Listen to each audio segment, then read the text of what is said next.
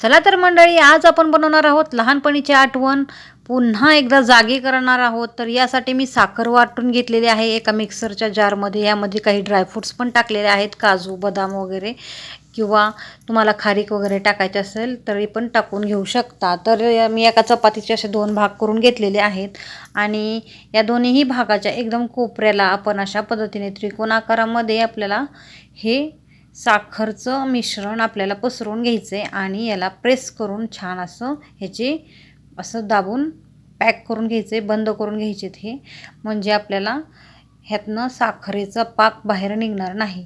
तर पाहू शकता असं पूर्ण पॅक करून घेतलेलं आहे आणि अजिबात आपल्याला थोडीशी पण जागा ठेवायची नाही ह्याचा पाक बाहेर निघण्यासाठी. आणि याला थोडंसं आपण लाटून घेणार आहोत. याचा अजिबात आकार बदलू द्यायचा नाही, याच पद्धतीने लाटून घ्यायचं आहे याला.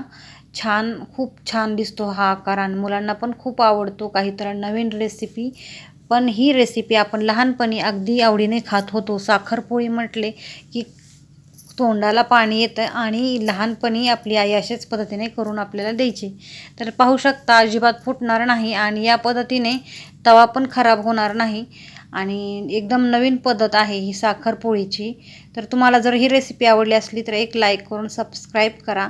तर बघू शकता याच पद्धतीने एका चपातीपासून 2 पोळ्या तयार होतात.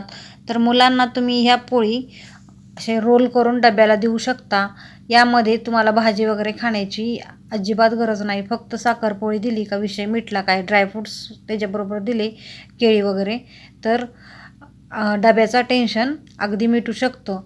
तर केव्हा तर नवीन नवीन अशाच पद्धतीच्या रेसिपीज मुलांना दिल्यामुळे त्यांना खूप आनंद होतो आणि त्यांना काहीतरी खायला नवीन असं मिळतं. तर आपल्या लहानपणीचे आपण जे जे खात होतो ते पण लहान मुलांना द्यायला खूप आपल्याला पण आनंद वाटतो. तर पाहू शकता तुम्ही या पद्धतीने याला रोल करायचं आहे आणि आपल्याला डब्यामध्ये असं ठेवून द्यायचं आहे. तर 2-4 ड्रायफ्रूट्स, एखादी केळी दिली का त्यांना खूप आवडेल. तर पाहू शकता या पद्धतीनेच मी आणखीन एकदा तुम्हाला ही साखरपोळी करून दाखवते. तर पाहू शकता एकदम अर्धा इंच कडेला जागा ठेवायची आहे आणि अशा पद्धतीने प्रेस करायचं आहे आणि एकदा असं लाटून घ्यायचं आहे.